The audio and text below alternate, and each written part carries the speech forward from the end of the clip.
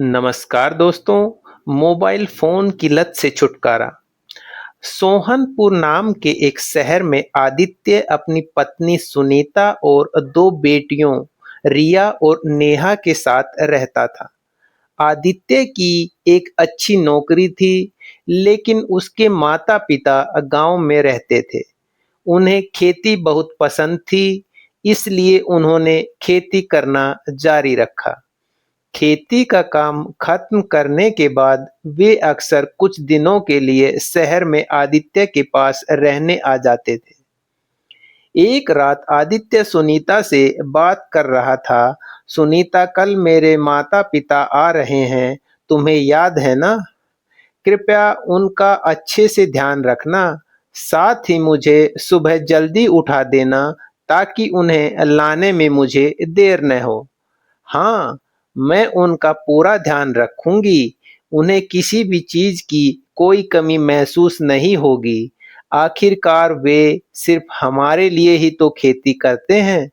और इससे पहले कि तुम कहो, मैंने अपने मोबाइल पर पहले ही अलार्म सेट कर लिया है। सुनीता ने जवाब दिया। ओह वाओ, तुम इन दिनों बहुत स्मार्ट हो गई हो। यह सुनकर सुनीता मुस्कुराती है और अपने फोन को देखते हुए बेड पर लेट जाती है। आदित्य भी अपने फोन में व्यस्त हो जाता है। रिया और नेहा अपने दादा दादी के आने की बात सुनकर बहुत खुश होते हैं। अगली सुबह आदित्य अपने माता पिता को लाने के लिए निकलता है और उनके साथ घर लौटता है। उन्हें घर में व्यवस्थित करने के बाद वह तैयार होकर ऑफिस के लिए निकल जाता है। मुझे उम्मीद है कि आपकी यात्रा थकाने वाली रही होगी। अब आप दोनों थोड़ा आराम कर लीजिए। रिया और नेहा जल्द ही उठकर तैयार हो जाएंगी। शाम को काम से लौटने के बाद आदित्य सभी से बात करता है और वे सब मिलकर रात का खाना खाते हैं। खाना खाते ही वह अपने फोन में व्यस्त हो जाता है। किचन का काम खत्म करने के बाद सुनीता भी अपना फोन उठा लेती है।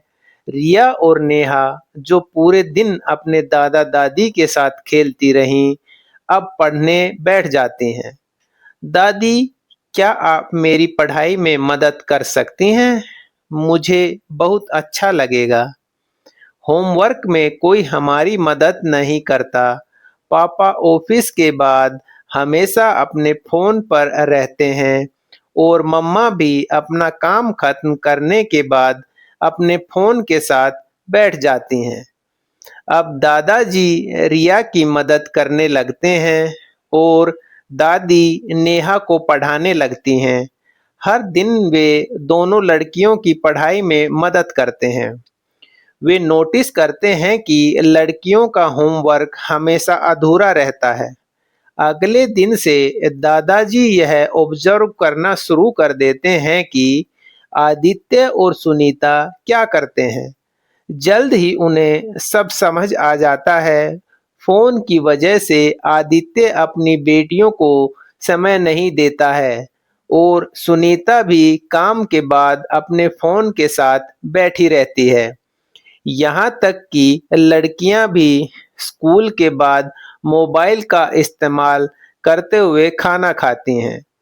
यह सब देखकर दादाजी को बहुत गुस्सा आता है और वे दादी से कहते हैं, देखो डियर, फोनों की वजह से यह परिवार कितना बदल गया है।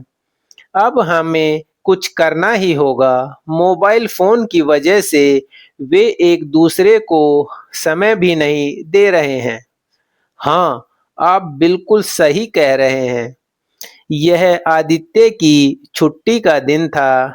खेलते खेलते नेहा अपने पिता से बात करती है। पापा, क्या आप जानते हैं, मेरे स्कूल में पल्लवी नाम की एक लड़की है जो हमेशा दूसरी लड़कियों को परेशान करती है। नेहा आदित्य को पल्लवी के बारे में और बताती है, लेकिन आदित्य बिल्कुल नहीं सुनता। नेहा को बुरा लगता है। वह मन ही मन सोचती है, इसके बजाय मैं मम्मा को बताऊंगी। नेहा अपनी माँ को यह बात बताने जाती है और कहती है, मम्मा, मैं पापा को पल्लवी के बारे में बता रही थी, लेकिन उन्होंने बिल्कुल नहीं सुना। यह कहते हुए नेहा रोने लगती है। सुनीता कहती है, नेहा, तुम इस बात पर क्यों रो रही हो? हो सकता है पापा कुछ जरूरी काम कर रहे हों। आप बिल्कुल सही कह रही हैं मम्मा, लेकिन आप और पापा एक जैसे हैं। आपको सिर्फ अपने फोनों की परवाह है। आपको मेरी और रिया की बिल्कुल भी जरूरत नहीं है। यह कहकर वह रोते हुए अपने कमरे में भाग जाती है। दादाजी और दादी उसे रोते हुए देखते हैं और वहां आते हैं। आदित्य भी पास में ही खड़ा यह सब देख रहा था। तभी दादाजी जोर से पुकारते हैं, आदित्य, यहाँ आओ। दादाजी को इतना गुस्सा देख आदित्य उनके पास दौड़कर जाता है। सुनीता भी अपना फोन नीचे रखकर और चलते हुए आदित्य के पीछे आकर खड़ी हो जाती है। आदित्य पूछता है, क्या हुआ पिताजी?